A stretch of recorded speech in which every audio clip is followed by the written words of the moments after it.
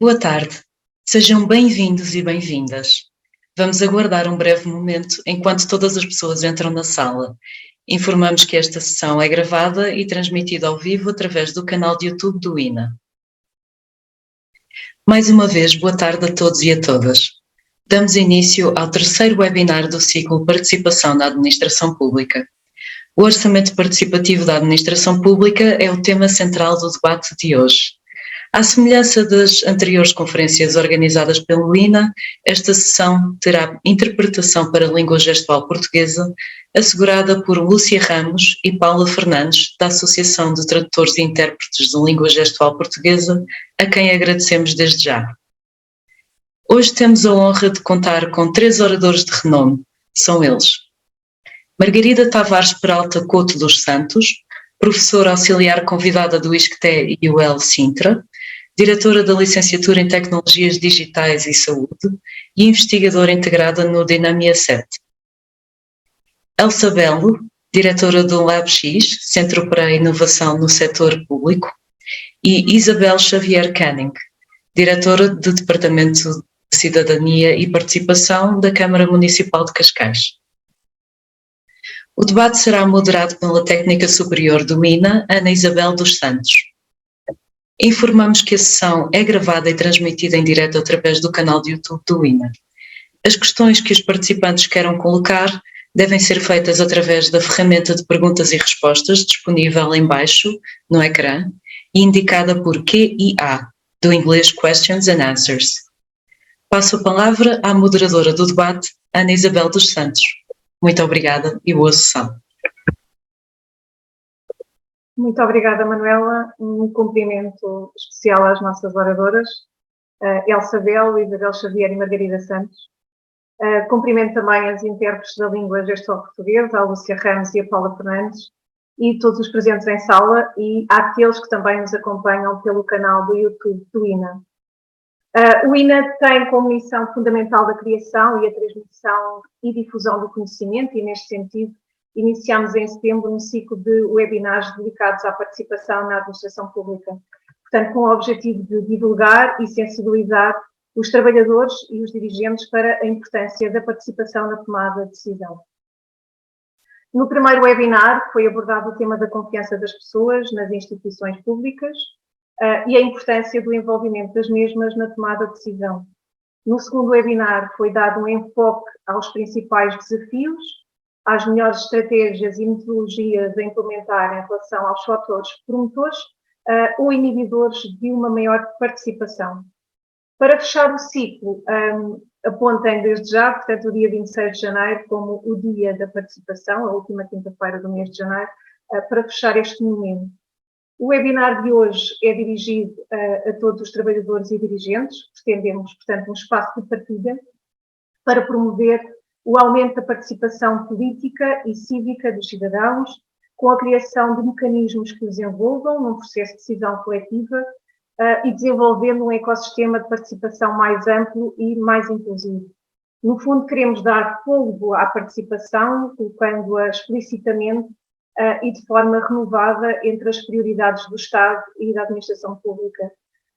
Nós prevemos um momento interativo de espaço de partilha e, neste sentido, vou fazer rodar a palavra pelas nossas 3 oradoras convidadas, num primeiro momento, e deixando uns 30 minutos finais para a interação convosco, com o público presente em sala. Eu vou dar início ao debate com a doutora Elsa Belo, diretora do LabX, portanto, do Centro de Inovação, Centro para a Inovação no Setor Público, da Agência para a Modernização Administrativa. Boa tarde, Elsa. Boa tarde.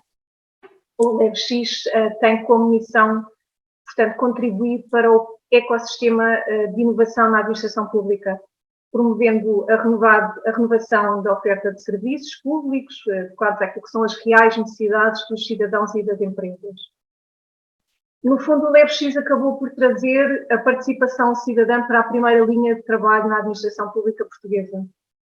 Como é que o LabX apoia e capacita os trabalhadores e os dirigentes que querem dinamizar processos participativos?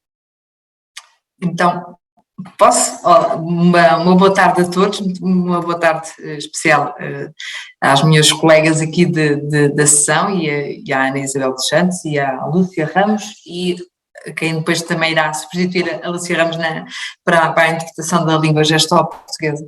E uma boa tarde também a todos os participantes neste dia aqui que falamos sobre esta temática dos orçamentos participativos na administração pública e a participação de todos. E é exatamente a participação de todos que é um dos temas, uma das áreas de atuação do LabX. Nós lançámos o ano passado, em julho de 2021, o nosso programa Transformar, que está assente em 3 áreas de atuação: a inovação, enquanto uma grande cola da nossa forma de trabalhar, introduzir processos inovadores no que fazemos, a simplificação administrativa e a participação de todos. Portanto, estas 3 áreas se comunicam de forma muito próxima, são estritamente ligadas na forma como elas operam, porque não é possível pensarmos em inovação sem associarmos à simplificação administrativa. O mesmo não é possível pensarmos na simplificação administrativa sem pensarmos no que é a participação e o que é que isso implica, a participação de todos. E quando falamos de todos, falamos, muitas vezes quando estamos a falar de serviço público, obviamente pensamos como é que o serviço público é entregue ao cidadão, como é que ele é entregue às empresas, mas é pensar na participação também dos trabalhadores, porque quem melhor que os trabalhadores, nós que estamos na administração pública, que sabemos como é que os processos estão a ser feitos, como é que eles podem ser melhorados e onde é que estão aqui os problemas e as soluções que possam ser encontradas. Portanto, nós pensamos sempre na participação dos trabalhadores, também ela já com 2 vertentes, que é a participação do trabalhador nos processos de redesenho de serviços, porque eles estão a trabalhar com todos os processos e sabem exatamente, tal como eu disse, sabem exatamente onde podemos melhorar, e quando digo trabalhadores é todas as pessoas que estão integradas na instituição, e ao mesmo tempo pensar na participação dos trabalhadores de forma mais interna, na forma como eles podem alterar a forma como nós trabalhamos, e temos aqui uma abordagem aos modelos de gestão e pensar como é que os trabalhadores podem ser de facto envolvidos naquilo tudo que as entidades têm que realizar, né, pela sua vida de gestão, que é o plano de atividades, o relatório de atividades, o plano estratégico, o orçamento da entidade.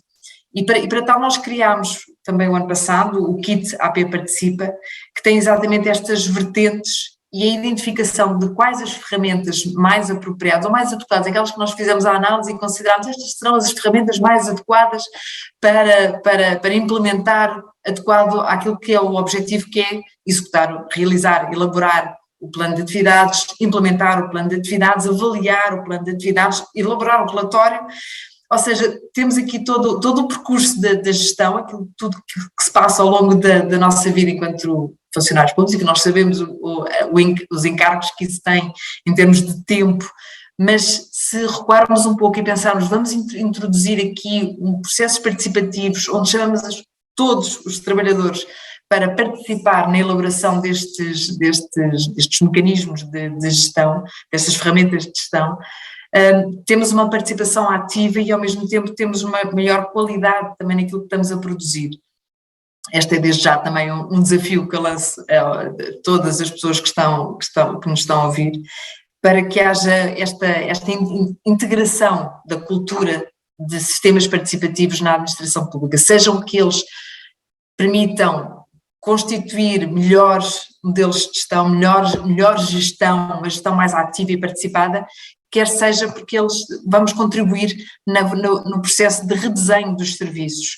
E todos estes mecanismos e esses sistemas participativos, quando elaborados de forma a que tenha resultados, não é participar por participar, é participar porque se quer atingir um determinado objetivo, porque tem o objetivo máximo de melhorarmos a forma como trabalhamos, a forma como estamos na administração pública e a forma como entregamos o serviço público ao cidadão, e é com todas estas dinâmicas que também existe, e faço também aqui o apelo a explorarem o que é que do site do participa.gov, que é uma ferramenta informática digital, obviamente está disponível para todas as entidades, que queiram instituir dentro das entidades um desafio que a resolução do Conselho de Ministros 130, e agora vou dizer 2021, 2020, Sim, nunca me lembro, 21. desculpa, a resolução do Conselho de Ministros 130, de 130 de 2021, o tempo depois, nestas épocas são sempre mais complicados, portanto agora no final do ano, mas que nos desafia todas as entidades, toda a administração pública, a instituir os orçamentos participativos da administração pública, ou seja, a reservarmos uma verba do nosso orçamento, do orçamento que está disponível da entidade, para atividades pontuais, para atividades que sejam selecionadas pelos trabalhadores, atividades, necessidades, novas formas de integrar que sejam áreas do sistema de incentivos à inovação na gestão pública, a melhoria dos ambientes de trabalho, a valorização dos recursos humanos, a implementação de novos modelos de gestão, e termos aqui orçamentos participativos que consigam integrar as opções dos trabalhadores. Diz, Ana. Elsa, para quem nos está a ouvir, agora não, porque deve manter-se em sala para acompanhar o debate, mas depois pode então entrar na vossa página e ter acesso a tudo isto, certo? Pronto. Ok, vamos. Óbvio, pronto. Muito obrigada. Agora um olhar do dentro, não é?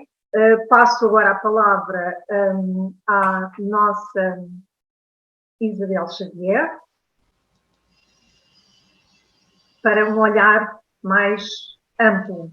Isabel, no artigo 267 da Constituição da República Portuguesa, diz-nos que a AP deve ser estruturada de forma a aproximar os serviços das populações e a assegurar a participação na sua gestão efetiva.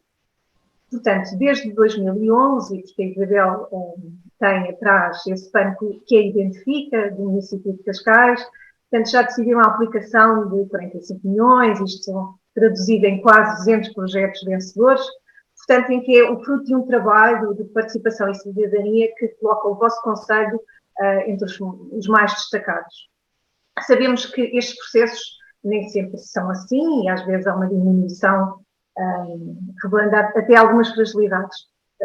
Fale-nos um pouco daquilo que é o sucesso desta ferramenta de apoio à governação do vosso município.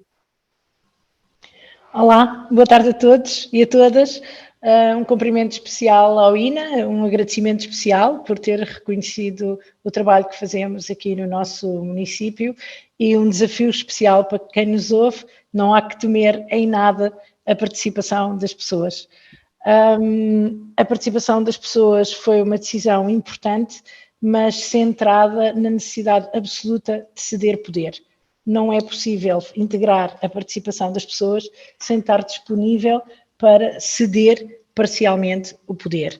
E uma coisa muito interessante e na qual penso podemos todos refletir é se nós estamos preparados para ceder esse poder, não só o poder político, quando ele decide um orçamento participativo, mas também os trabalhadores em funções públicas, os colaboradores, ou como eu disse aqui há uns dias, gosto mais do termo em inglês, os public servants, aqueles a quem cabe servir os cidadãos.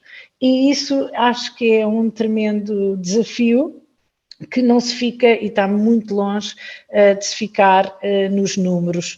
Portanto, quando nos falaram e nos convidaram para partilhar um pouco a nossa experiência, a primeira coisa que me ocorreu foi, bem, eu não poderei falar do orçamento participativo na administração pública, mas poderei falar o orçamento participativo da administração pública, e depois pensei, não, as duas coisas confundem-se, porque na realidade criar um orçamento participativo para os cidadãos tem impactos enormes na forma como nós nos organizamos.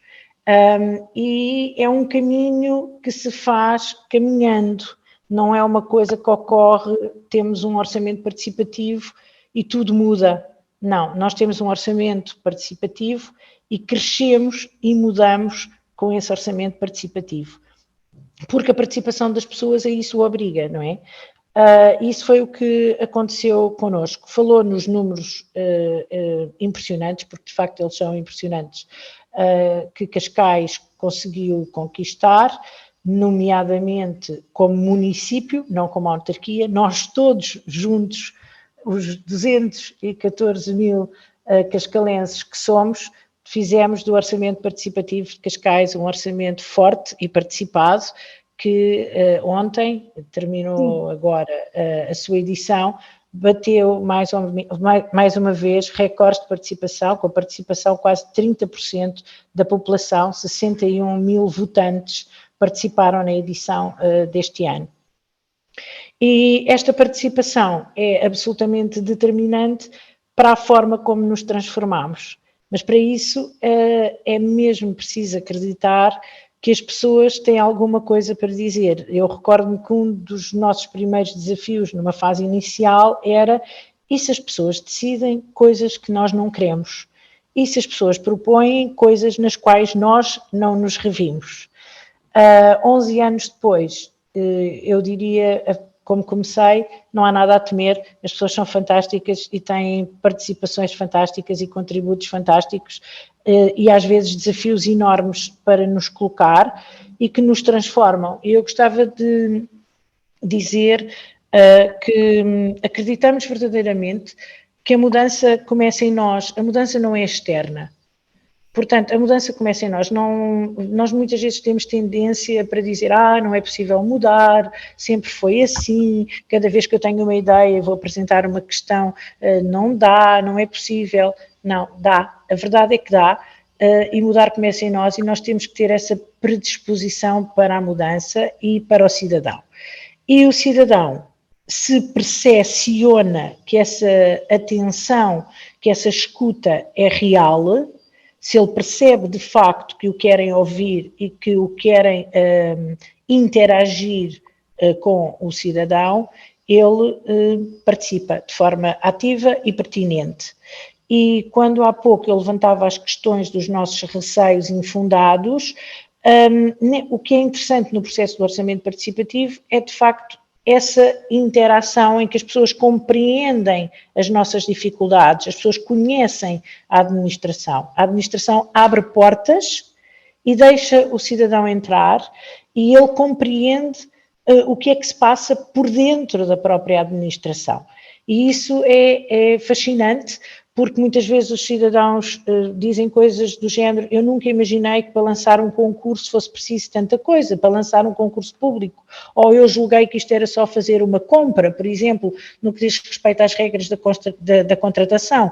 E também é extremamente interessante do nosso lado, porque habitualmente trabalhamos distantes e na crença que o conhecimento técnico é um conhecimento que se sobrepõe ao conhecimento que o cidadão tem. E ele não se sobrepõe, ele complementa-se. E o orçamento participativo mostrou precisamente isso. Nós hoje, em Cascais, como disse, com 200 obras, 11 anos depois, 198, nenhum de nós vive a mais de meio quilómetro de uma obra do orçamento participativo, e o orçamento participativo, as ideias das pessoas transformaram-nos.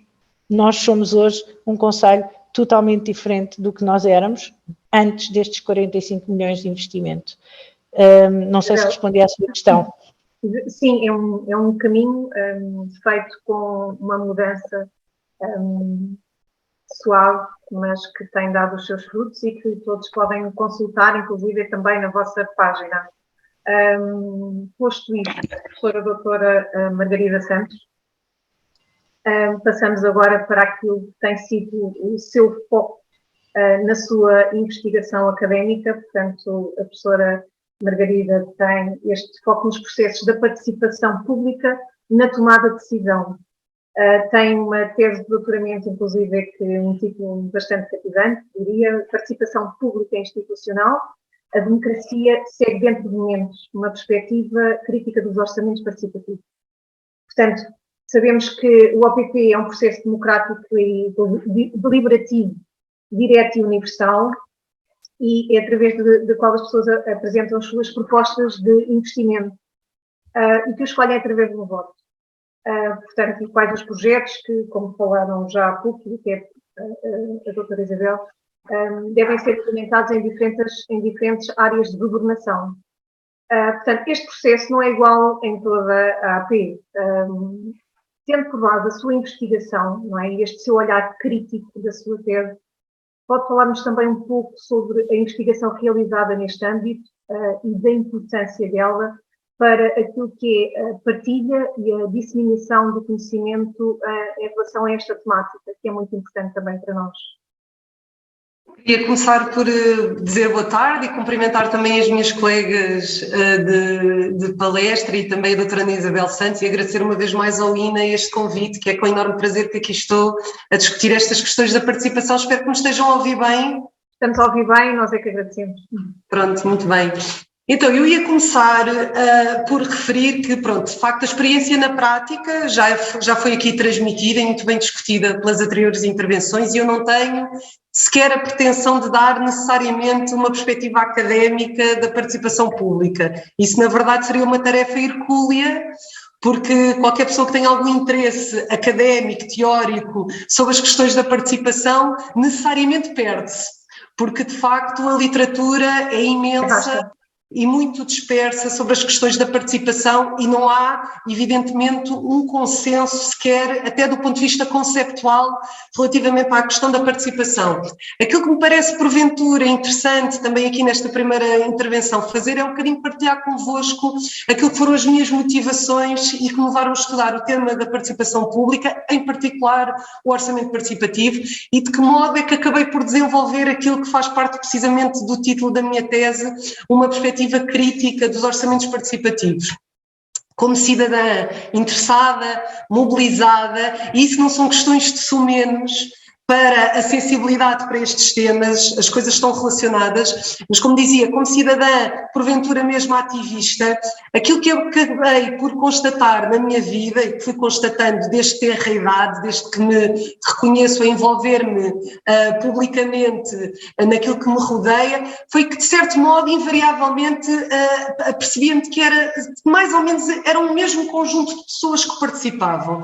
O que eu quero dizer com isto é que, obviamente, não se verificam sempre as mesmas pessoas nas iniciativas participativas, mas mais ou menos aquilo que me parecia é que havia sempre o mesmo perfil de pessoas a participar naquilo que eram os processos de tomada de decisão participativos. E não estou aqui a entrar em questões ideológicas e muito menos partidárias. Estou a falar, sim, da constatação de que os cidadãos que se envolvem tendiam, pelo menos era essa a minha percepção, a ter perfis relativamente semelhantes. Porventura culturais, porventura sociais, porventura económicos, mas que tinham de facto alguns traços semelhantes. Era uma percepção pessoal que eu necessitava de certo modo, validar cientificamente e procurar de algum modo ou confirmar ou desmentir através de alguma investigação, e foi isso que de facto me fez em 2011 acabar por estudar um processo de tomada de decisão participativo, aquele que à data era seguramente o paradigma dos processos participativos, nomeadamente em Portugal,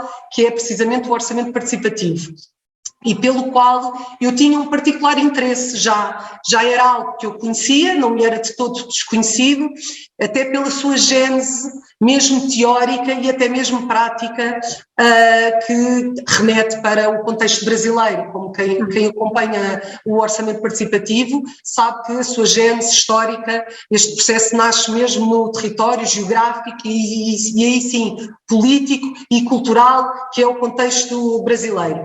E estas dimensões, de facto, não surgem aqui aleatoriamente. Aqui, se calhar, as questões ideológicas já têm, de facto, algum peso. O facto de ter sido naquele contexto político, geográfico, cultural, que nasce um processo participativo desta dimensão, como o orçamento participativo.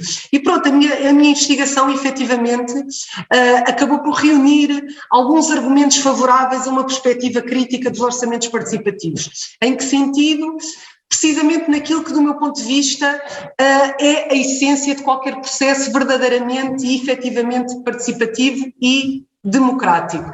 E refiro-me àquilo que até já foi aqui também mencionado, à partilha de poder com quem participa. Ou seja, por razões muito distintas, aquilo que acabei por observar nos processos de orçamento participativo que estudei, e que vale a pena aqui também referir, que acabei por estudar necessariamente o orçamento participativo de Cascais, o orçamento participativo de Palmela e o orçamento participativo de Torres Vedras. Por razões muito diferentes, e eu também procurava esses contextos diferentes, histórias diferentes e processos distintos mesmo. Mas aquilo que de facto, como dizia, que acabei por observar nesta diversidade de processos, foi que aquilo que se acabou por fazer, e se calhar naturalmente, aquilo que acabou de facto por se fazer foi uma adaptação do orçamento participativo ao contexto português. Sendo que também essa adaptação, como já disse e referi agora mesmo, assumiu muitas variantes conforme o município em causa. Aquilo que me pareceu foi que esta adaptação do orçamento participativo ao contexto português acabou por, na minha perspectiva, de certo modo, desvirtuar aquilo que poderemos chamar de fundamentos democráticos e participativos que constituíam, pelo menos, as genes do orçamento participativo. Não me refiro aqui de todo à eficácia do processo. Do ponto de vista do cumprimento das regras, da execução dos projetos aprovados e até mesmo de uma questão muitíssimo relevante da transparência com que o processo é conduzido. Aliás, devo aqui realçar, até porque é uma realidade que eu acabei por conhecer bastante bem e não é por estar aqui a Isabel que o faço, mas de facto a Câmara Municipal de Cascais, do ponto de vista destas dimensões que eu acabo de referir, é absolutamente exemplar. Do ponto de vista da organização, do funcionamento, da implementação, da execução e da transparência com que o processo é conduzido, e isso não são dimensões de sumenos quando se quer verdadeiramente mobilizar as pessoas a participarem num processo.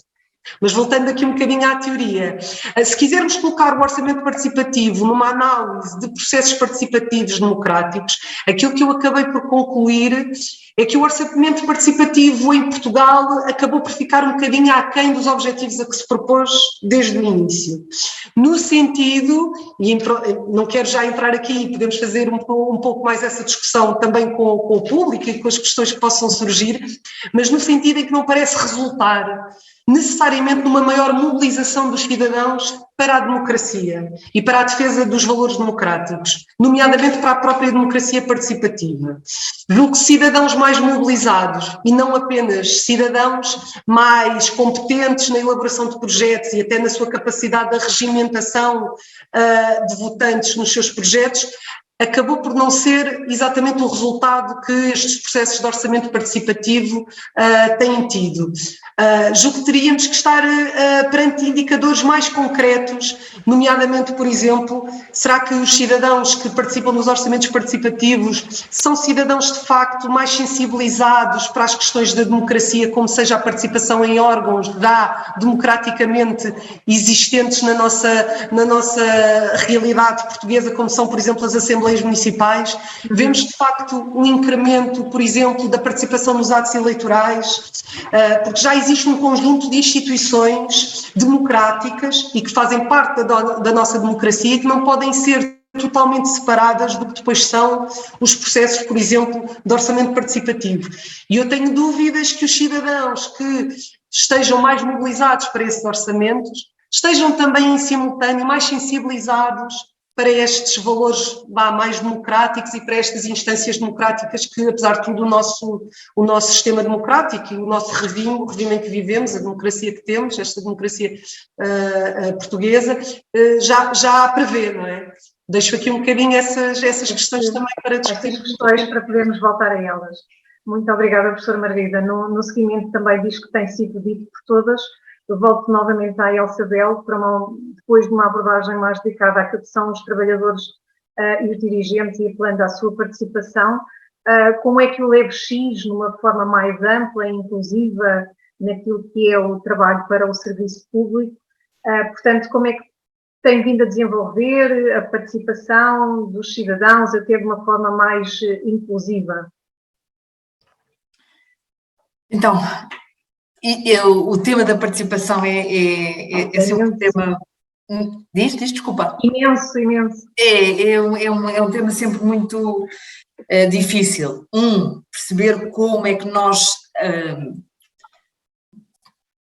de forma sistemática e de forma pensada e não só de forma só porque é aquele momento e não se encontra aqui uma...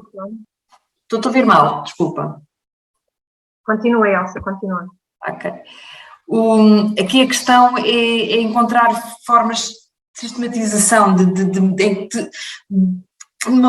que introduzir aqui umas práticas de participação.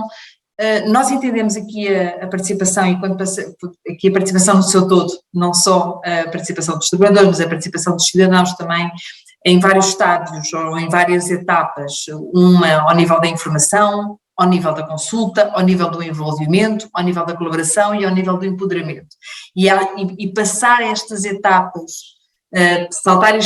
dar estes saltos com os cidadãos, com as empresas e fazê-los participar e dar-lhes o devido empoderamento para uma participação cada vez mais ativa e mais consciente de todos os processos, que é algo que nós no LabX procuramos fazer também quando estamos a fazer o redesenho de serviços. Lá está, nós temos em todos os nossos processos, quando nós olhamos para um processo de redesenho de serviços, um processo até de trabalho direto com as entidades, de uma forma mais interna, se quisermos, e nós passamos pela fase da investigação, da cocriação e da experimentação. Em todas estas fases nós envolvemos os cidadãos, envolvemos os trabalhadores, como eu já disse, mas envolvemos aqui, e agora o tema é da participação dos cidadãos, e trazer aqui, tanto na parte da investigação, para a identificação de quais são as suas verdadeiras necessidades, porque uma coisa é aquilo que nós consideramos, achamos, né, os velhos achismos do que é que nós achamos que é, e outra coisa é quando nós temos as evidências do que é. E para percebermos do que é que falamos sobre determinado tema, nós temos que investigar. E desse processo de investigação, nós trazemos os cidadãos a bordo, nós vamos ao escutar, vamos participar com eles na procura dessas necessidades, na parte de identificarmos sobre onde é que vamos trabalhar, e depois, obviamente, também na parte da cocriação, porque só encontrarmos aqui, fazemos a parte da investigação, mas depois a seguir temos que cocriar com eles, encontrar com eles as soluções. E o encontro dessas soluções implica aqui processos de participação ativa, onde as pessoas são chamadas a encontrar e a perceber onde é que estão os limites do outro lado e onde é que estão os limites também da sua própria atuação e como é que eles podem serem superados esses limites. Depois a parte da colaboração, obviamente, ainda traz outros desafios, né? Quando queremos colaborar e trazê-los à colaboração também da própria implementação dos processos, porque há muito distanciamento das entidades públicas em relação aos cidadãos e há possibilidade deles contribuírem de forma muito ativa naquilo que são as soluções e nos processos de implementação. Portanto, em todos estes processos nós temos mesmo, não conseguimos conceber a forma de trabalho que não seja estar com os cidadãos e identificar exatamente onde produzir, como solucionar e como implementar em conjunto com eles. Para dar, por exemplo, um caso muito rápido que se percebe do que é que eu estou a falar, há uns anos atrás nós tivemos um projeto para fazer um jogo para as crianças, para ativar a participação cívica das crianças.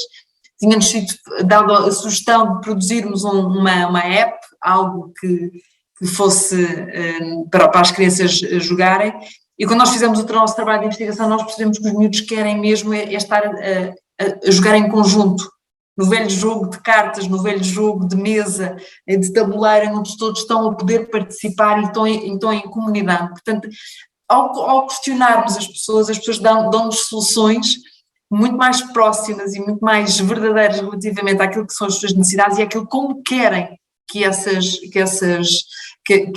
soluções sejam encontradas. Elsa, para quem nos escuta, está aqui em sala e a acompanhar-nos através do YouTube do INA, qualquer trabalhador ou dirigente, como é que chega até vós e pede esta colaboração também para desencadear todos estes processos participativos? Como é que faz?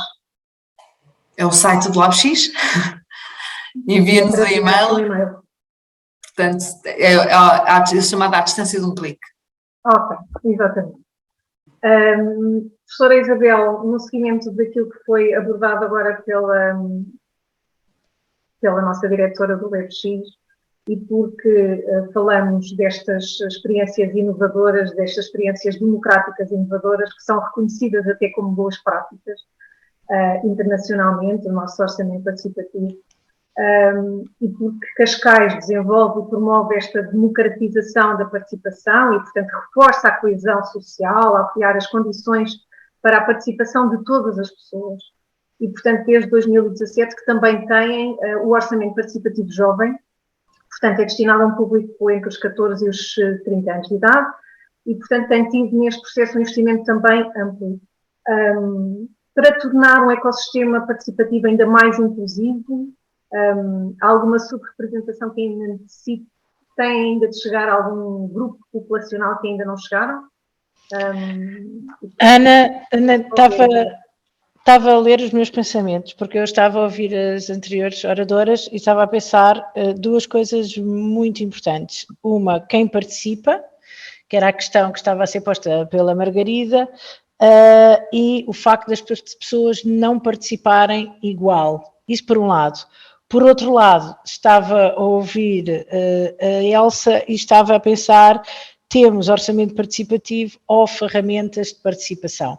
Isto são duas questões levantadas extremamente pertinentes da nossa perspectiva, mas a realidade é que as pessoas não participam todas de igual forma. As pessoas não querem participar todas de igual forma e, portanto, o município ou o órgão responsável tem que ter essa preocupação. Se para uns os orçamentos participativos são muito importantes, ir às sessões públicas ou online, dar uma ideia, etc., para outros poderá ser muito importante conseguir uma participação junto do município, por exemplo, participando em ações de voluntariado ou participando em outro tipo de grupos ou outro tipo de projetos. Isso por um lado, ainda antes de responder à questão do orçamento participativo jovem.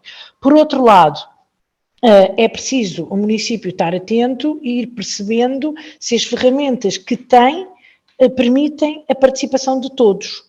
E quando estou a falar do todos, não estou a falar do célebre género apenas, como muitas vezes se coloca, mas um todos muito mais amplo, que tem que passar desde a idade, às limitações ou potencialidades de cada cidadão, à etnia a que pertence, à cultura de onde vem, às características que o município tem. Cascais tem, por exemplo, 23% de cidadãos estrangeiros. Será que estes cidadãos participam? Eu respondo não, não participam. Portanto, nós temos tido esta preocupação de tentar perceber quem são os grupos subrepresentados, esta participação que nos foi muito ajudada pela rede de autarquias participativas que fez um levantamento precisamente, ou tentou perceber precisamente quem não participa, quem são os grupos subrepresentados, e nós percebemos que no que diz respeito ao orçamento participativo de Cascais, temos que incentivar bastante mais a participação de grupos, por exemplo, de pessoas com mais idade, temos que investir na participação de mais estrangeiros, e não estou apenas a falar de estrangeiros no sentido pessoas, estou a falar de um grupo muito variado de estrangeiros, não é? Que vai desde o imigrante proveniente da ex-colónia portuguesa e que até pode estar dentro do grupo das classes mais pobres da nossa população, ao dinamarquês sueco ou grupo com poder económico, também ele vindo dos PALOP. Portanto, temos muitos estrangeiros que não participam e que temos que incentivar a sua participação. O orçamento participativo jovem. Estamos a falar de uma idade para a qual Cascais tem, se calhar, mais experiências para a participação. Mas o orçamento participativo jovem teve por objetivo não tanto o resultado imediato do que se pretende de um OP, não é? Portanto, que a pessoa decida sobre um orçamento para um determinado fim. O nosso objetivo não foi tanto esse, foi criar uma ferramenta pedagógica que ajudasse os jovens a participar e a perceber a importância da participação na sua vida ativa enquanto jovens e também na sua vida ativa para o futuro. Com certeza que isto já foi dito aqui antes por outros oradores, nomeadamente pelo Dr. Nelson Dias, todos, mas é importante reforçar hoje aqui que todos nós somos cidadãos, não é? Desde o dia em que nós nascemos. Nós não somos eleitores é que só somos aos 18 anos, não é? Verdade. Portanto, trabalhar a participação e a cidadania começa na primeira hora porque nós nascemos cidadãos.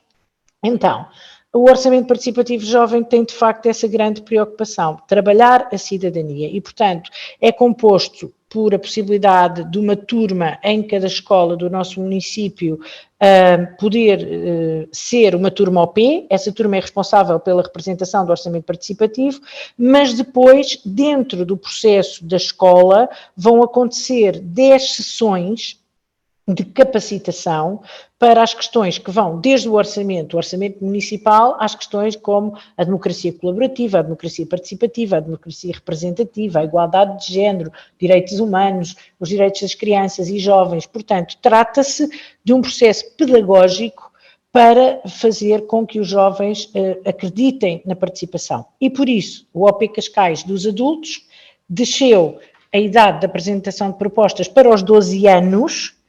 E o que é espetacular é que hoje os jovens em Cascais já decidiram sobre mais de 3 milhões de euros sobre o município, porque os projetos deles foram os mais votados e eles conseguiram alterar estruturalmente algumas coisas no nosso município. Posso dar um exemplo simples, nomeadamente as paragens de autocarro, que com eles passaram a ter Wi-Fi e passaram a ter carregadores e a serem maiores que aquilo que elas eram antes de existir o Orçamento Participativo Jovem. Isabel, para quem nos escuta e que temos também aqui em sala muitos trabalhadores e dirigentes de alguns municípios, e para os outros também, não é, da administração central e também autónoma, como é que nós podemos, como é que um trabalhador ou dirigente pode participar e dinamizar? Qual é o caminho, qual é o processo neste caminho? É assim, não há receitas. A primeira receita fundamental, primeira regra número 1, acreditar. É preciso acreditar, primeiro que tudo. E depois de acreditarmos, não há receitas. Há que olhar a nossa realidade e ter a humildade permanente de aprender com os outros. Nós temos nos esforçado muito nesse sentido. Há experiências espetaculares em todo o lado, experiências espetaculares de toda a diferença de projetos, de participação, de mecanismos diferentes, que não são apenas o OP, são mecanismos que vão do orçamento participativo, que vão ao urbanismo tático, mecanismos de participação ligadas ao voluntariado, ao associativismo, portanto, não apenas ao orçamento participativo.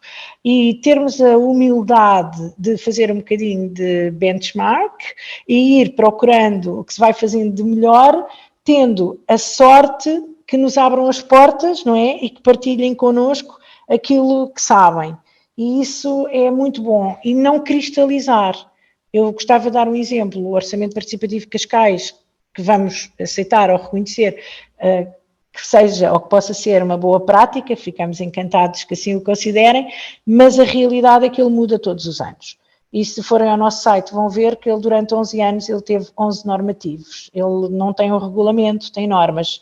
Exatamente porque os cidadãos, os políticos e os técnicos todos os anos dão novos contributos para que ele seja melhor. E todos os anos descobrimos coisas novas em outros sítios.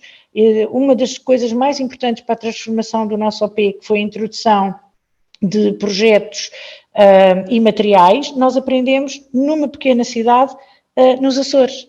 Portanto, há muito que aprender, há é que ter uma atitude diferente enquanto colaborador ou public servant. E isso significa que realmente temos que pensar, eu posso, eu vou ver, eu quero saber, eu posso propor, eu posso mudar, eu posso transformar. E não achar, sim, isso em Cascais acontece porque eles são ricos. Sim, isso em Cascais acontece porque eles têm uma equipa assim, uma equipa assada. Não, isto em Cascais acontece porque nós temos um poder político empenhado, uma equipa técnica mais que empenhada, super empenhada e super motivada, e nós não nascemos grande, nascemos pequeninos, com 6 mil votos e 1 milhão de euros. Uma coisa mesmo muito pequenina e que foi crescendo para aquilo que somos hoje. Portanto, acredito honestamente que vale a pena ter a humildade de pensar que o Orçamento Participativo de Cascais ainda tem muito que andar e muito para melhorar e que tem que integrar os grupos subrepresentados e tem que fazer melhor algumas práticas que tem. O processo não é fechado, é sempre aberto e permanente. Obrigada. Isabel, neste fazer-nos acreditar a todos aqui presentes e a quem nos está a seguir no YouTube que é possível, para quem ainda não iniciou. A professora Margarida Santos é coordenadora também da iniciativa Mais Participação e Melhor Saúde, portanto, que é uma iniciativa colaborativa de investigação-ação e tem este objetivo de promover a participação pública, portanto, na política da saúde e também no Sistema Nacional de Saúde.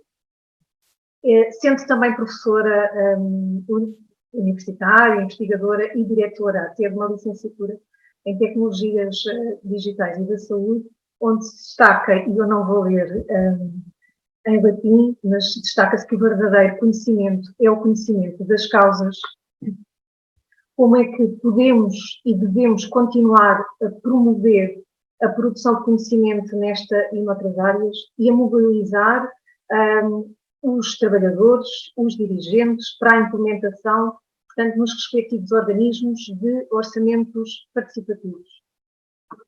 Doutora Ana Isabel, deixe-me só ir aqui fazer um pequeno elogio, porque eu acho impossível quem faz parte da administração pública não ficar mobilizado com a intervenção da doutora Isabel. E eu também lanço aqui o repto a quem nos está a ouvir e quem está nos seus trabalhos, não é? Nos seus serviços da administração pública, que de facto se sintam inspirados e capazes de se mobilizar por esta paixão que é a participação, porque a participação tem muito disto de paixão e a doutora Isabel, eu acho que ela corporiza e materializa essa paixão como ninguém. E reparem que eu até fui bastante crítica na minha tese do Orçamento Participativo de Cascais, mas é impossível não nos deixarmos levar por este entusiasmo, portanto eu também lanço aqui este repto a quem nos ouve e quem nos acompanha da administração pública, que de facto o querer, por um lado, acreditar por um lado e por outro ter a capacidade e a humildade de mudar são de facto chaves de sucesso nos processos participativos e não há dúvida que Cascais tem isso, por isso é que é de facto um processo bem sucedido, não há dúvidas sobre isso. Dizer só mais uma questão aqui também relevante na participação, e aqui já remeto até para questões um pouco até mais teóricas daquilo que a literatura defende e tem vindo a consolidar relativamente aos processos participativos, é que um dos objetivos fundamentais dos processos participativos não é uma consequência, é um objetivo, é efetivamente o envolvimento das populações vulneráveis. E um processo participativo bem sucedido é um processo capaz de envolver populações porventura mais esquecidas, mais vulneráveis, com maiores limitações de variada ordem. E essa deve ser também uma dimensão que devemos ter sempre presente na dinamização de processos participativos. Por outro lado, e por último, ainda antes de ir à sua questão rapidamente, é que nós também tendemos sempre um bocadinho, e a administração pública em particular, se calhar deverá ter isso ainda mais presente, e para isso também creio eu, do que eu entendo que é o LEB-X, se não me engano, existe, é que de facto quem promove os processos participativos deve também ter a preocupação com a sua própria capacitação para a participação. Isso é também um elemento-chave para dinamizar processos participativos bem-sucedidos e cujos objetivos a que se propõem sejam de facto alcançados. Agora, voltando então à sua questão, doutora Ana Isabel, qual agradeço, de facto eu achei graça que tivesse realçado essa frase que ilustra a licenciatura no site do ISCTE Sintra, porque da licenciatura que atualmente dirijo no ISCTE Sintra, Tecnologias Digitais e Saúde, não deixa de ser curioso, embora eu não ache surpreendente, porque, de facto, como cidadã interessada, mobilizada, que me considero, eu tenho, aqui agora uma nota um pouco mais pessoal, mas eu acho que estas coisas fazem parte, tenho procurado de forma quase obstinada pautar a minha vida pela coerência. E sempre achei que essa questão da coerência me abriria também as portas para a consistência e para a substância da razão de viver. E a intensidade com que defendo aquilo como é que devemos viver tem precisamente a ver com as causas em torno das quais eu acho que nos devemos mobilizar. E acho que nós não podemos passar por esta vida sem nos mobilizarmos por causas em que acreditemos. E a participação é mais uma em que eu acredito, é uma causa em que eu acredito por um lado, e é também de facto uma metodologia de defender causas. Portanto, acaba por casar aqui várias questões relevantes. E a iniciativa Mais Participação, Melhor Saúde foi, de certo modo, um ensaio, uma experiência, a iniciativa que coordeno, que referiu na área da saúde, acabou por ser uma experiência, precisamente uma investigação-ação, na qual pude, juntamente e coletivamente com outras cabeças, de certo modo semelhantes à minha, ensaiar precisamente em que medida uma causa, neste caso a causa da participação pública na tomada de decisão em saúde em Portugal, poderia ser transformadora da vida de algumas pessoas, capaz de capacitar quem quisesse embarcar connosco, GAT, Grupo de Ativistas em Tratamentos, principal promotor da iniciativa, juntamente com todas as outras associações de doentes que deram sangue, suor, poucas lágrimas, muitas alegrias a esta iniciativa e que, de facto, foi capaz de, pelo menos, fazer um caminho naquilo que era o nosso objetivo de institucionalizar e de contribuir para a institucionalização da participação pública em saúde em Portugal. E pronto, e conseguimos, e acho que pronto, todo este contexto que eu dei quase pessoal remete precisamente para depois acabou por ser esta vitória que este grupo de pessoas e de associações acabou por conseguir. Indo um pouco mais ao encontro da sua pergunta, esta iniciativa de facto não teria existido nos termos em que existiu e não teria tido o acolhimento que teve se não fosse a permanente preocupação que sempre tivemos em validar os nossos argumentos, em fundamentá-los com estudos e validá-los cientificamente dentro das nossas possibilidades. E é nesse sentido que surge a nossa colaboração e o envolvimento do Centro de Estudos Sociais da Universidade de Coimbra nesta iniciativa, porque de facto procurámos ao máximo quem já tinha uma sensibilidade académica para estas questões, no sentido de conseguirmos informar o máximo possível as nossas opiniões e os estudos que também desenvolvemos no âmbito desta iniciativa de forma científica. E neste meu percurso da academia, agora na qualidade de professora e diretora desta licenciatura em particular, eu procuro, sem dúvida alguma, que os alunos percebam precisamente como o conhecimento é uma arma, no sentido em que mais informados somos seguramente mais bem preparados. Mas, no entanto, sem nunca esquecer, e isso é também uma lição da iniciativa do Mais Participação, Melhor Saúde, sem nunca esquecer a importância dos vários conhecimentos, mesmo dos que não são os conhecimentos académicos, na capacidade que estes conhecimentos menos académicos, menos científicos, têm em nos fazer mobilizar pelas nossas causas e atingirmos as nossas metas. Eu não acredito, de facto, no conhecimento. Acredito nos conhecimentos de variadas origens, de diferentes formatos, e é essa diferença que sempre me fascinou e é esse fascínio que me permite, pelo menos a mim pessoalmente, surpreender-me com quem está ao meu lado, e é também essa surpresa que acaba por me tornar capaz de mobilizar precisamente pelas causas em que acredito com quem está à minha volta. Professora Margarida, vou já dirigir aqui uma questão que vem direta do público. Nós temos bastantes, algumas já estão a ser respondidas no decurso daquilo que é a intervenção de cada uma das oradoras. Há uma pergunta que nos fazem e que nos dizem: o orçamento participativo em Portugal é igual ao das regiões autónomas dos Açores e da Madeira? Portanto, tendo em conta também o trabalho que já efetuou e as suas investigações, pode-nos dar um... Desculpe interrompê-la, continuo, peço desculpa. Não, portanto a questão é um pouco esta, é a de alguém que tem este desconhecimento e que nos pergunta se é igual em Portugal, continental e ilhas, não é? Portanto, como é que se pode desencadear o processo? Ele tem semelhanças, tem algumas diferenças? Eu acho que a doutora Isabel estará tão aqui preparada para dar essa resposta também, mas não existe um orçamento participativo de Portugal continental. Os orçamentos participativos, desde logo, têm diferentes níveis de implementação, não é? A minha tese foi olhar para os orçamentos participativos municipais, aqueles que são dinamizados pelos executivos camarários, aqueles que dizem respeito à atribuição de parte do orçamento municipal ao processo de orçamento participativo. Foi para isso que eu fui olhar.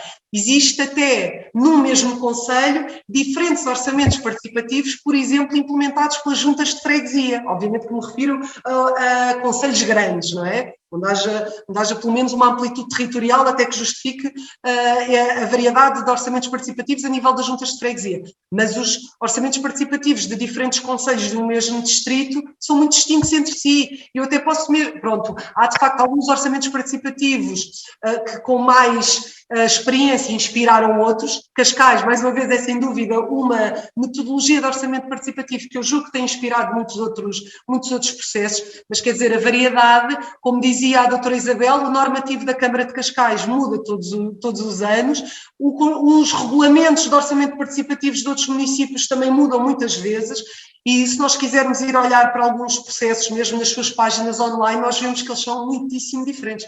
Por exemplo, o orçamento participativo de Torres Vedras que eu estudei não tem rigorosamente nada a ver com o orçamento participativo de Palmela.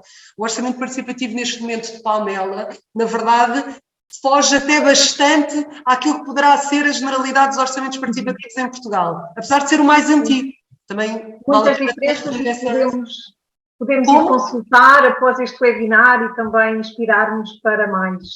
Há aqui também uma pergunta do público do município de Valongo que nos escuta e que tem estado sempre connosco e que tem um orçamento participativo também interno, pergunta se o valor não poderá ser superior, e eu levo esta questão até à Isabel, porque se trata de uma questão mais dentro da administração local, e também fazia uma questão, perguntava se Cascais tem aquilo que é um orçamento participativo interno, ou se aí, não sei se me está a ouvir, Isabel.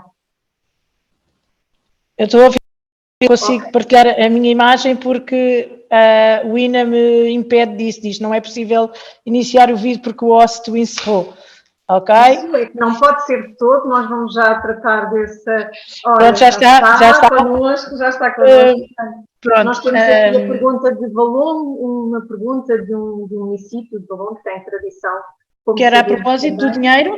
Foi também, isso? se não seria mais proveitoso, um valor até mais superior para mais projetos, e eu perguntava-lhe também, em termos internos, se Cascais tem algo para nos dizer sobre isso, se já desenvolveu alguma coisa nesse sentido, até porque... Não, nós não temos nenhum orçamento participativo interno, aliás, Valongo tem, poderá partilhar, quem quiser conhecer a experiência de um orçamento municipal interno, poderá ir a Valongo, que tem um orçamento feito para os funcionários, foi pioneiro neste aspecto, mas existem, como estava a dizer a Margarida, existem diferentes orçamentos participativos. Eu acho que era muito importante as pessoas mais interessadas. Há um livro que se chama OP 20 anos, foi agora lançado no 5º Encontro Ibérico, é uma edição da Câmara Municipal de Cascais, pode ser descarregado no nosso site, também pode ser descarregado no site da oficina. Foi escrito, o artigo principal foi escrito pela oficina com o grande apoio do professor Nelson Dias, mas que na realidade mostra que 20 anos depois de orçamentos participativos em Portugal, o cenário é muito distinto, tal e qual como a Margarida estava a colocar. Portanto, há desde exemplos de pequeníssimas verbas que são colocadas ao dispor dos cidadãos, a verbas grandes, como a nossa, há orçamentos participativos que são todos online, há orçamentos participativos que são mistos. A legislação portuguesa não tutela de forma alguma o esquema de orçamento participativo que as entidades podem ou devem prosseguir, pelo que parte de cada entidade tentar procurar a metodologia que melhor lhe interessa. Eu acho que o grande desafio que se coloca é: para que é que eu quero um orçamento participativo? Esta é a pergunta premente, porque o orçamento participativo em si, ele não faz milagres nenhuns, ele não é nada. Ele só se transforma em alguma coisa se estiver de forma clara e definida para que é que eu quero este orçamento participativo, com que objetivo é que eu estou a criar este orçamento participativo. E depois, os orçamentos participativos não podem ser atos ou decisões demagógicas. Isto não é para ser fixe, isto não é para dizer, eu tenho um orçamento participativo, eu sou cool, toda a gente aqui participa. Isso é uma falácia, não é? Um orçamento participativo tem que saber para que é que o queremos. Se é só para isso, pronto, é simples, está feito. Organiza-se, fecha-se a porta e diz agora eu também tenho um orçamento participativo. Se é para mais do que isso, ele tem que ser muito mais transformador. E, portanto, nós temos que ter de forma muito clara aquilo onde nós queremos chegar e não importa o dinheiro, não importa ter muito dinheiro, não importa ter... Não, o que importa é saber exatamente de onde é que eu venho, para onde é que eu vou e o que é que eu quero estruturar. E para que é que eu quero. E depois até encontrar ferramentas complementares. Nós dizemos que em Cascais o orçamento participativo já não é um projeto, é uma política pública. Ele hoje é uma política pública. Um projeto é uma coisa com princípio, com meio e com fim. Isto é uma política pública clara, afinada, portanto, estruturada e que está para continuar. E falamos fundamentalmente em sistema de participação. Já não falamos do OP. O OP é uma ferramenta da família da participação.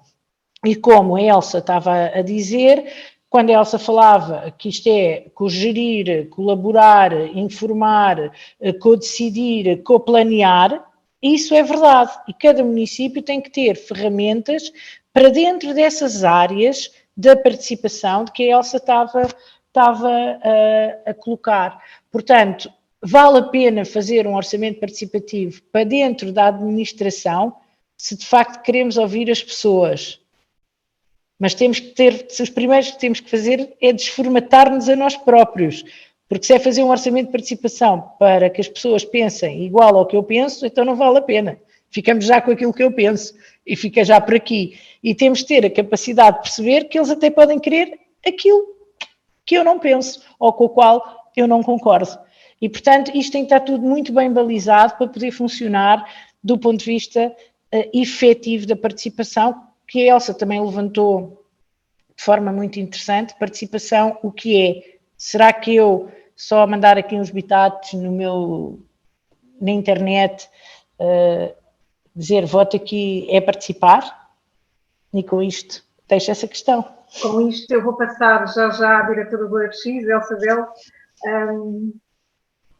Portanto, há aqui uma questão em que falamos deste sistema da participação e de como, e eu acho que é bom lembrar todas essas ferramentas que têm para poderem ser utilizadas nesta agilidade desta gestão.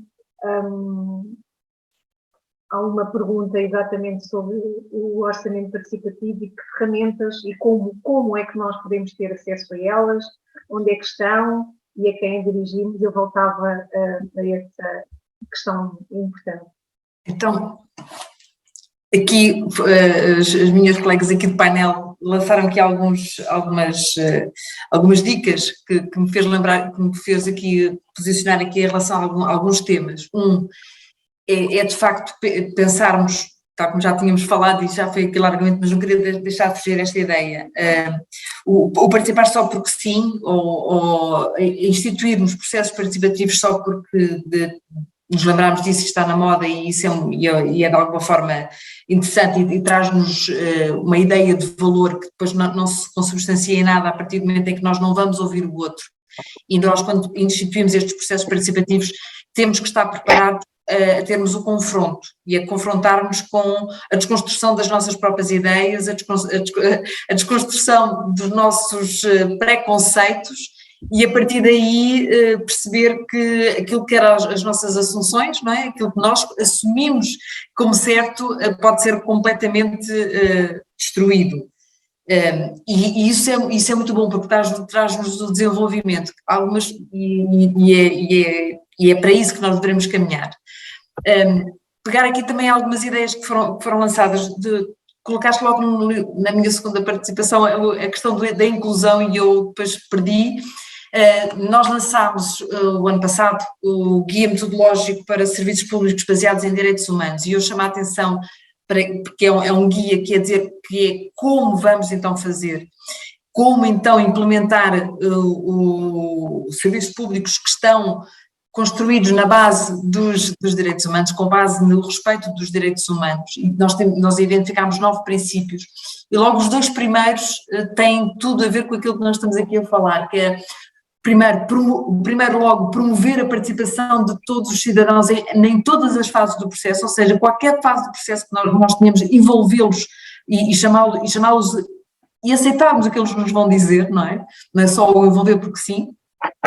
E o segundo, que é logo desenhar em primeiro lugar para as comunidades em situações vulneráveis, ou seja, é envolver todos na realidade. Primeiro desenhar para essas, quando estamos a falar de desenho de serviços, desenhar o serviço para essas comunidades, para essas pessoas que estão mais vulneráveis e depois a partir daí entender o que é que toda a generalidade de pessoas, porque a partir do momento em que desenhamos para elas, estamos a respeitar também os outros e estamos a envolver o que é as necessidades do outro.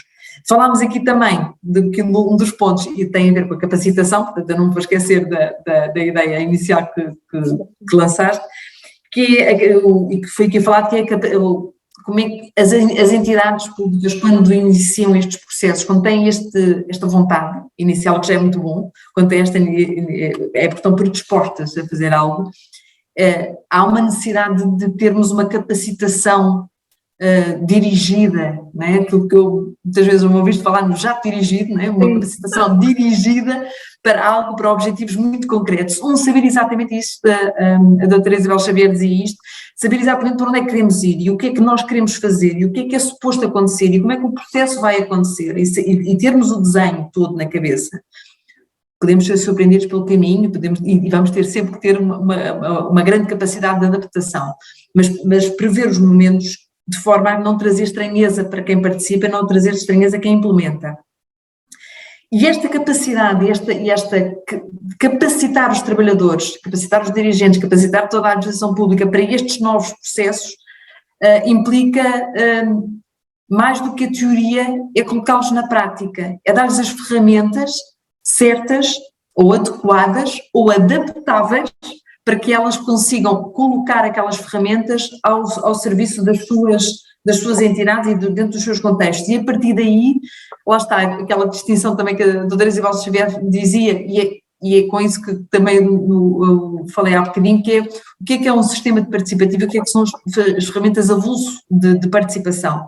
Quando nós criamos sistemas participativos, eles têm que estar integrados e têm que ser pensados em toda a sua amplitude e todos os seus espectros de atuação, não só enquanto aquele momento participativo seja o orçamento participativo, ou seja, uma auscultação, um inquérito ou o que for, e entender isso como uma participação em que nós estamos a cumprir uma participação ativa. Portanto, aquilo que nós fazemos, e também, e que a administração pública é sempre convidada para isso, uma das questões que eu vi aqui colocada, e deve ser essa que tu estavas a referir, que era a questão do orçamento participativo, ok, então e se eu quiser implementar relativamente ao plano de atividades? Era esta a questão, não era? Outras possibilidades de ativar a participação e instituí-la como um sistema nas nossas entidades públicas. O que a OP Participa dá exatamente essa resposta, ou seja, o que nós fizemos foi uma análise do que é os modelos de gestão e como é que eles devem, e os tempos em que eles são implementados, damos quase uma cronologia, dizer nesta altura a entidade deveria estar neste ponto, nesta altura a entidade deveria estar a instituir já algumas destas ferramentas, e nós dizemos quais as ferramentas e quem deve estar envolvido nelas e como é que deve ser envolvido, e lá está, pegando agora na capacitação, mais uma vez, é darmos a capacitação às entidades públicas para que elas consigam criar estes momentos e desenvolver estes momentos com os trabalhadores. Ok, obrigada Elsa, portanto esta nova nota para a capacitação e para a inovação dos trabalhadores e dos dirigentes. Eu chamo ao painel das nossas oradoras aqui para uma palavra final, no fundo, para apelar à participação dos trabalhadores e dos dirigentes, portanto, a desenvolvermos, no fundo, este ecossistema mais amplo e inclusivo. Que palavra nos deixavam de final para darmos este novo fôlego e para termos mais participação?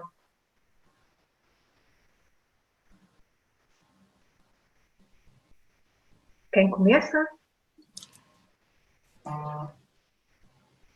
Uma palavra final apenas para apelar a todos os que estão em sala. A professora Margarida está, mas eu não consigo ouvi-la. Não? Agora sim, faça favor. Só para também terminar, apelar à participação, apelar à mobilização para a participação e subscrever algumas das mensagens que já foram aqui transmitidas. Não termos medo de participar, sermos humildes na dinamização destes processos de participação, precisamente na abertura para aprender, continuar sempre a aprender. Cada experiência é uma aprendizagem. E, portanto, apelo a que a administração pública se empenhe objetivamente nos processos participativos e em mobilizar-se a si e aos cidadãos para a participação. Muito obrigada pela sua presença, professora Margarida Santos. Bem, uma última palavra. Eu acho que a minha última palavra é precisamente idêntica à primeira, que é acreditem, vale mesmo a pena. E não depende de ninguém senão de nós. Muito obrigada, doutora Isabel Xavier. Elsa Bel, para terminarmos. Então, para terminar, é não terem medo, não tenham medo de aprender, porque vão aprender muito e aprende-se tanto com este confronto, com estes choques de ideias e com aquela, como eu costumo sempre dizer, com aquela pressãozinha boa de algo que tem que acontecer e ouvir o outro. E envolver o outro nos nossos processos e acreditar que identificar objetivos, lá está todo este processo, identificar objetivos, saber exatamente porque é que estamos a ouvir o outro, porque chamar o outro só para uma conversa coloquial não serve para nada, não vai resultar em nada. É receber os contributos da outra pessoa, crescer com esses contributos, entender o que é que são as críticas positivas, negativas, crescer a partir daí e envolver as pessoas na solução. Há uma frase muito interessante, se calhar aqueles ditados, né, que diz é mais difícil destruir aquilo que nós ajudamos a construir. E a partir do momento em que, se os cidadãos estiverem a participarem a construir algo, têm outro respeito, têm outro entendimento, vão perceber as dificuldades, vão perceber os processos, vão perceber o outro, e nós não só percebemos o cidadão, como o cidadão também percebe o que é a administração pública e qual é o nosso posicionamento, que só estamos aqui para trabalhar para o cidadão e para a sociedade. Portanto, não tenham medo de aprender. Eu agradeço em nome do INA todo o vosso contributo, destas nossas 3 palestrantes que contribuíram imenso para acrescentar valor naquilo que é o trabalho da administração pública e também naquelas que são as soluções governativas de proximidade. Para quem nos escuta, já ficaram as palavras assim de chave. Portanto, sem medo, a participação, o envolvimento e, sobretudo, o acreditar, e estamos cá escutá-los também para aquilo que possa ser o desenvolvimento dos vossos trabalhos e recorram a quem sabe e a quem sabe fazer. Um agradecimento especial a todos vós que estiveram em sala, àqueles que nos acompanharam e acompanham ainda no nosso canal YouTube do INA. Não percam o nosso fecho deste ciclo de webinars dedicados à participação, portanto será já no próximo ano, dia 26 de janeiro, simbolicamente a última quinta-feira do mês de janeiro, para encerrarmos os trabalhos e aqui o nosso ciclo.